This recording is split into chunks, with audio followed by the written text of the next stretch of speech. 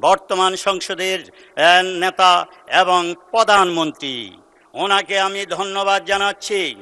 আমি যখন আমাকে মনোনয়ন দেওয়া হয় নাই 2008-18 দেওয়ার পরও 2026 সালের পূর্বে আমি জেল খেটেছিলাম। আমার ব্যবসা বাণিজ্য প্রচুর নষ্ট হয়েছে। যখন আমি মনোনয়ন পাই নাই, আমার ফরিদগঞ্জের জনগণ আমাকে বাধ্য করেছে আমাকে সেই নির্বাচন করতে। আমি ভেবেছিলাম আমার নেতা সেই ভারপ্রাপ্ত চেয়ারম্যান ছিলেন তখন, উনি বাংলাদেশে এসে আমাকে ডাকবে, আমাকে হয়তো বলবে তুমি বসে যাও।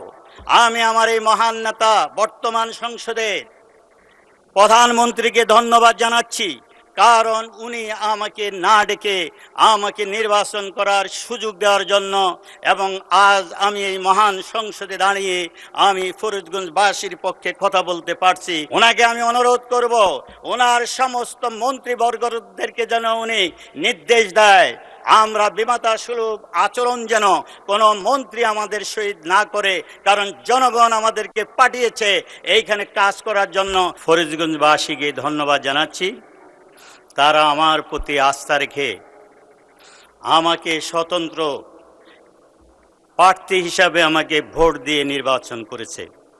যে এখানে বাংলাদেশে ৬৭টি সিট যদি আমারই দল জাতীয়তাবাদী দল পায়, তন্মধ্যে ওই ফরিদগঞ্জের সিট একটি।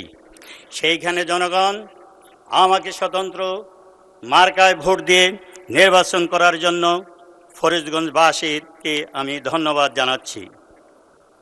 মাননীয় স্পিকার, আপনার মাধ্যমে যে মাতৃভাষা দিয়ে এখন মহান জাতীয় সংসদে আমরা কথা বলতে পেরেছি বা পারছি, সেই 1952 সালে যারা এই ভাষার জন্য জীবন দিয়েছে তাদেরকে স্মরণ করছি এবং তাদের রুহের মাগফিরাত কামনা করছি। মাননীয় স্পিকার, আপনার মাধ্যমে 1952 সালের পর থেকে 1970 সাল পর্যন্ত যারা এই পূর্ব পাকিস্তানকে স্বাধীন বাংলাদেশ হিসাবে দেখতে গিয়ে যারা আন্দোলন সংগ্রাম করে যারা কারাবরণ করেছে, তাদের প্রত্যেককে আমি ধন্যবাদ স্মরণ করছি।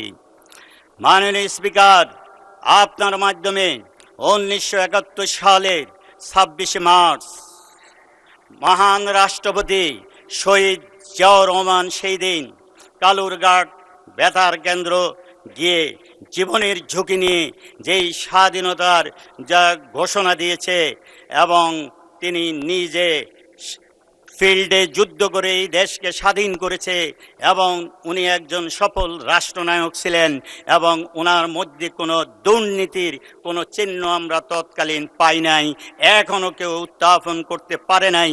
তাই ওই মহান মরহুম রাষ্ট্রপতিকে আপনার মাধ্যমে আমি স্মরণ করছি। মাননীয় স্পিকার, আমাদের মরহুমা বেগম খালেদা জিয়া 3 বারের প্রধানমন্ত্রী, এই প্রধানমন্ত্রীকে আমরা স্মরণ করছি আপোষের নেত্রী হিসাবে, যিনি শত জেল জুলুম খেটেও সেই স্বৈরাচার সরকারের সাথে আপোষ করেন নাই, এই জন্য ওনাকে আমরা স্মরণ করছি। মাননীয় স্পিকার, আমি ওনার ছোট ছেলে কোকোকে স্মরণ করছি। মাননীয় স্পিকার, আপনার মাধ্যমে আমি বর্তমান সংসদের নেতা এবং প্রধানমন্ত্রী, ওনাকে আমি ধন্যবাদ জানাচ্ছি। আমি যখন আমাকে মনোনয়ন দেওয়া হয় নাই 2008-18 দেওয়ার পরও 2026 সালের পূর্বে আমি জেল খেটেছিলাম।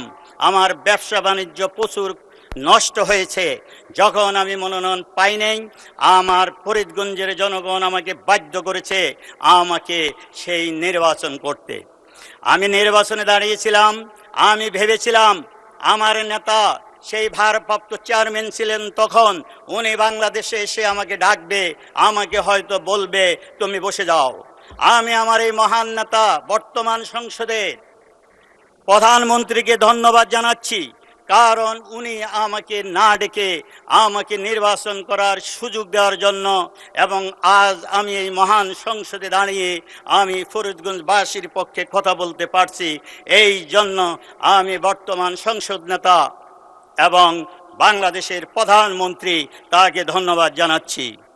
মাননীয় স্পিকার, আমি আপনার মাধ্যমে ধন্যবাদ জানাচ্ছি বর্তমান প্রধানমন্ত্রীকে এই জন্য, যিনি স্বৈরাচার সরকারের দ্বারা, ফ্যাসিস্ট সরকার দ্বারা উনি আক্রান্ত হয়েও সুদূর যুক্তরাজ্যে অবস্থান করো এই বাংলাদেশের জনগণকে ভুলেন নাই। ওইখানে থেকে উনি নেতৃত্ব দিয়েছেন এবং এই ফ্যাসিস্ট সরকারকে 2024 সালের যারা জীবন দিয়েছে তাদের সাথে একসাথ হয়ে নেতৃত্ব দিয়ে এই দেশের ফ্যাসিস্ট সরকারকে উনি বিতাড়িত করেছেন। মাননীয় স্পিকার, আপনার মাধ্যমে আমি তারেক সাহেবকে, বর্তমান প্রধানমন্ত্রীকে ধন্যবাদ জানাচ্ছি, কারণ উনি যখন বাংলাদেশে এসেছেন উনি বলেছেন উনি এই দেশকে উনি মনে প্রাণে ভালোবাসেন। উনি 17 বছর দেশের বাইরে থেকে দেখেছি, বাংলাদেশে এসে উনি এই বাংলার মাটি আগে হাত দিয়ে ছুঁয়েছে এবং বাংলার মাটির প্রতি উনি স্মরণ রেখেছেন। মাননীয় স্পিকার, আপনার মাধ্যমে আমি এখন ফরিদগঞ্জের অনেকগুলি সমস্যার কথা বলবো, যেহেতু ফরিদগঞ্জের ভাষী আমাকে ভোট দিয়ে পাঠিয়েছেন এবং আপনার মাধ্যমে প্রধানমন্ত্রী যেহেতু নেই সিটে, ওনাকে আমি অনুরোধ করব ওনার সমস্ত মন্ত্রীবর্গদেরকে যেন উনি নির্দেশ দেয় আমরা বিমাতা সুলভ আচরণ যেন কোনো মন্ত্রী আমাদের সহিত না করে, কারণ জনগণ আমাদেরকে পাঠিয়েছে এইখানে কাজ করার জন্য।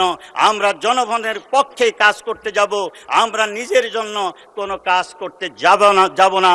তাই সরকারি দলের মতো আমরা যে স্বতন্ত্র 7 জন হয়েছি বা 6 জন যাই, তাদেরকে যেন সমমূল্যায়ন করেন, নতুবা এই 2024 সালে এই ছাত্ররা আন্দোলন করতে গিয়ে তাদের বুকের তাজা রক্ত বিলিয়ে দিয়ে বৈষম্য নিরসনের জন্য তারা জীবন দিয়েছে এবং এই বৈষম্য যদি রাখা হয় তাহলে এই মহান জাতীয় সংসদে এসে আমাদের কোনো লাভ হবে না।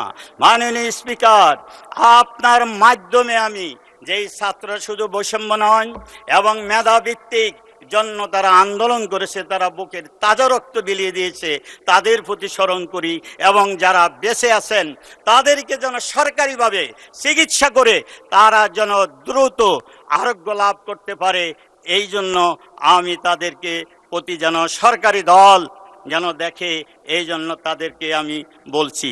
মাননীয় স্পিকার, আপনার মাধ্যমে আমি ফরিদগঞ্জের বিভিন্ন রাস্তাঘাট, হসপিটাল, টেকনিক্যাল কলেজ, গ্যাস কিছুই নেই, রাস্তাঘাট সামান্য আছে, তাই এই রাস্তাঘাট যেন করো। মাননীয় স্পিকার, ফরিদগঞ্জের সমস্যার মধ্যে হসপিটাল, 31 সদস্য বিশিষ্ট হসপিটাল ছিল, ওটা 50 সদস্য বিশিষ্ট হসপিটাল হয়েছে 2024 সালে, কিন্তু কার্যকরী হয় নাই।